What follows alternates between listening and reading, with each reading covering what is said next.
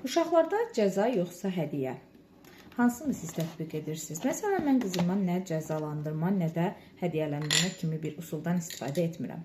Tutuya artıq 3 yaş 9 aylıqdır. 3 gündən sonra 3 yaş 10 aylıq olacaq. 45 ayı tamamlayacaq. Tutuya qandığı vaxtdan mən bir şeyləri izah edirəm. İstəyər, okey, istəməz, özü bilər. Yəni, mən tutalım ki, bu hal-hazırda marojna doğru kəsirəm ikimizə də, ona da özümə də. Məsələn, mən indi tutalım ki, tutuya deyirəm ki, bu marojnanı yemək xəstələnəcəksən. O normalda məni başa düşür ki, niyə dediyimi başa düşə biləcək bir potensialda uşaqdır. Amma bəzən görərsiniz ki, tərsliyi tutur və deyir ki, yiyəcəm. Və mən ona izah edirəm ki, balam, bu marojna səni xəstələndirər. Amma o məni başa düşmür. Onda mən nə edirəm? Özün bilərsən. Ye, onda xəstələnərsən. Xəstələn, ağlın başına gəlsin. Mən keçən həftə bu mövzunu psixoloqla müzakirə eləmişdim. Qadın mənə səhv yolda olduğumu demişdi. Mənə demişdi ki, uşaq onu başa düşəcək potensialda deyil. Amma mən demişdim ki, tutu onu başa düşəcək potensialda biridir. Çünki mən ona səbəbini izah edirəm hər şeyin. Yəni, bir şey olmaz deyirəmsə, bu durduq yerə dediyim bir şey deyil. Yəni, olmazın səbəbini izah edirəm ki, bax, bu səbəbdən olmaz. Yox, uşaq onu başa düşmürsə, o zaman boş verirəm. Boş verirəm, yox deyirəm ki, yəni məsuliyyət sənə aiddir. Çünki nəyə görə? Belə bir şey götürək. Biz özümüz, bizə kimsə bir şeyin səhv olduğunu deyəndə onunla razılaşırıqmı?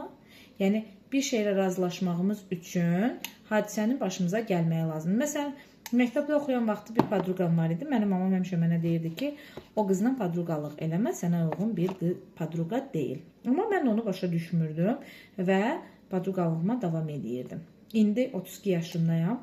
Başa düşə bilirəm ki, mamam nə qədər haqlıymış ona padruqalıq eləmə deyəndə. Mən bunu necə başa düşdüm? Yaşayaraq başa düşdüm. Heç bir şəkildə mamamla razı deyildim. Mamama deyirdim ki, sən o qıza düşmən kimi davranırsan, belə elə. Və eyni zamanda psixoloji araşdırmalar da göstərir ki, yəni daha doğrusu öz araşdırmalarımın nəticəsinə əsasən onu deyə bilərəm ki, cəza bəlkə də çox yüngül bir şəkildə nəyisə, tutalım ki, nəyisə azaldaraq eləyə bilərsiniz. Tutalım ki, məsəl üçün, bir saat həyətə düşməyəcəksən. Okey, haradasa bunu eləyə bilərsiniz. Maksimum eləyə biləcəyiniz budur. Amma bir uşağı hədiyyələndirmək düzgün bir sistem deyil. Çünki vaxt keçdikcə o hədiyyə artıq ona maraqlı gəlməyəcək. Daha çoxunu istəyəcək və siz ona daha çoxunu verə bilmədiyiniz zaman artıq ona maraqlı gəlməyəcək. Ona görə də mənim şəxsi fikrim olaraq deyə bilərəm ki, ən yaxşısı uşağın özünü yaşayaraq görməyidir. Çünki özümüz böyük olduğumuz halda belə bizə kimsə nəyisə deyəndə onunla razılaşa bilmiriksə, 3 yaşında, 4 yaşında bir uşağa durduq yerdə nəyisə qadağa qoya bilməzsiniz və ya nəyisə görə cəzalandıra bilməzsiniz uşağı. Yaşayaraq hər şeyi görə bilər. Məsələn, xəstələnir, görür ki, xəstələndim. Onda artıq bilir ki, gələn dəfə eyni hərəkəti eləmək olmaz. Və yaxud da yıxılır, bilir ki, gələn dəfə eyni şey eləsəm yıxıla bilərəm.